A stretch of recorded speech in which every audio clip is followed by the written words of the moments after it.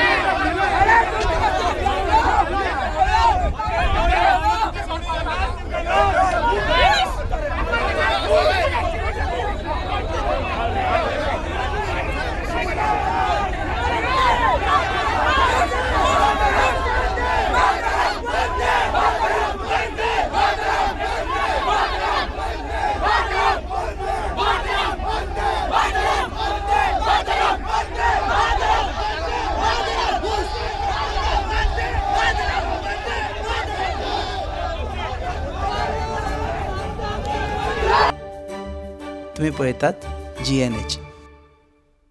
माजी, आपको ना सरप्राइज देना था। इन्होंने अपना ट्रांसफर यहाँ करवा दिया है। हाँ माँ।